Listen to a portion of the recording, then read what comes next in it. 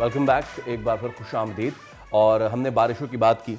बारिश आता है, पानी आता है, लेकिन हमें ये नहीं पता था कि पानी आता है तो अपने साथ सड़कें भी बहा के ले जाता है। सादिया, आप हमें ये पता था, लेकिन हमने हर साल ये उम्मीद की थी कि शायद इस बार बेहतर हो जाएगा। सब छोड़ें, ये बताएं आपकी तरफ की सड़कों की क्या सिचुएशन है? बहुत बुरी, बहुत बुरी। अच्छा, बेचारा जिस इलाके में हम लोग रहते हैं उधर, वो तो उसको कोई ओन करने के लिए यूं तैयार नहीं है कि वो कहते हैं तो कराची में हमारे यहाँ आता ही नहीं ना, वो तो इसलिए भी बड़े मसाइल पे रहती हैं। यूं ही समझ लीजिए। वो तो एक ये भी मसाइल है। तो एक्चुअली डिसओन करने के बहुत सारे, मेरे कहने का मकसद ये है कि आपको डिसओन करने के बहुत सारे बहाने ज़रूर हैं, लेकिन आप रहते कराची में हैं और कराची में ही ये लोगों को मसाइल होते हैं। एनीवेज, ये जो सड़क पर हम दिखा रहे हैं इस वक्त, ये कहीं ये कराची के मसाइल हैं। जी जी जी, ये वही ये वो सड़कें हमने टूटी हुई देखी है, जिसके लिए ऐन मई में हमने बड़े मजाक भी सुने हैं। कहा ये जा रहा था कि ये तो बम गिरने की वजह से ऐसी सड़कें हो गई। भाई, ये बम गिरने की वजह से नहीं हुई है, ये सिर्फ बारिशों की वजह से ऐसी हो गई है। इसी पे बात कर लेते हैं माहिर शहरी मनसूबाबंदी कराची अर्बन लैब से मोहम्मद तौहीद साहब। तौहीद साहब, अस्सलाम वालेकुम। बेहद शुक्रिया आपके वक्त का। मैं उम्मीद करता हूँ कि आप जहाँ कराची में रहायश पजीर है वहाँ की सड़कें बेहतर होंगी। ये मेरी उम्मीद है। आई डोंट नो ये है या नहीं। हम जहाँ जहाँ रहते हैं वहाँ तो सड़कें कभी हुआ करती थी।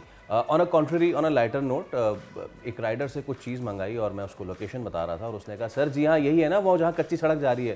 तो मैंने उसको कहा नहीं यार, यहाँ पे कभी सड़क हुआ करती थी और अब वो कच्ची सड़क हो चुकी है। What's wrong with Karachi's roads? क्या सिचुएशन है कराची की सड़कों की?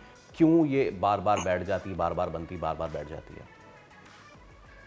देखिए, बुनियादी बात यह है कि पूरे शहर में जो रोड इंफ्रास्ट्रक्चर है उसकी बैड इंजीनियरिंग जो है वो हमारे सामने आ रही है। और अभी से नहीं, ये 27 अगस्त 2020 को जो फ्लड आया था उसके बाद ये सिचुएशन हमारे सामने आ चुकी थी कि शहर कराची के रोड्स की इंजीनियरिंग बेहतर नहीं है। रोड्स की कंस्ट्रक्शन में एक तो मटेरियल का मसला है, दूसरा ये कि अगर मटेरियल बेहतर भी हो तो जो उसका ग्रेडियंट है, जो स्लोप है, वो इतना बेहतर नहीं है कि वो पानी को एक जानिब ले जा सके। फिर दूसरी चीज ये कि उस फर्दर स्टेप होता है कि स्लोप के बाद जहाँ पे डाउन स्लोप होता है वहां पर आपका जो स्टॉर्म वाटर ड्रेन है, बरसाती नाले जो है, उससे कनेक्ट होनी चाहिए सड़क। हमारे यहाँ सड़क को जबरदस्ती सेवरेज से कनेक्ट कर दिया जाता है, जबकि सेवरेज एक अलहदा निजाम होना चाहिए और बरसाती नालों का निजाम अलहदा होना चाहिए। तो ये बड़ी खामी जो है वो एक तो पहली चीज तो मटेरियल की है। देखिए, मैं आपको बताऊं, आज से तकरीबन 20-25 साल पहले जब सड़कें डला करती थी तो पहले उसको जो है वो छील कर करके पूरा उसमें बोल्डर डला करते थे जो बड़े पत्थर होते हैं, ठीक है ना।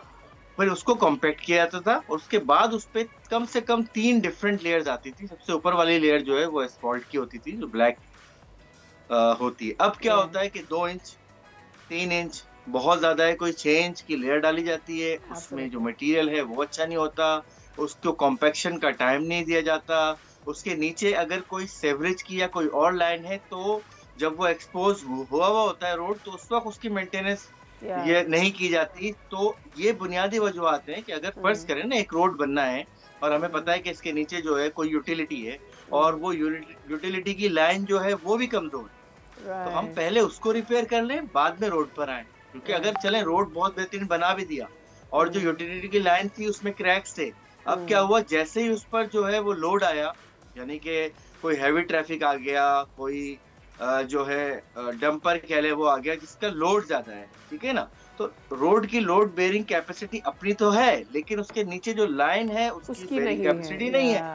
तो जाहिर सी बात है क्या होगा कि वो किसी ना किसी एक एंड से जो है वो वहां पर क्रैक आ जाएगा या वो जो है वो धंस जाएगा और जो सूरत हाल हमें शहर में नजर आ रही है वही सूरत हाल होगी। बिल्कुल सब्सक्राइब करें और बेल दबाएं ताकि कोई खबर रह न जाए।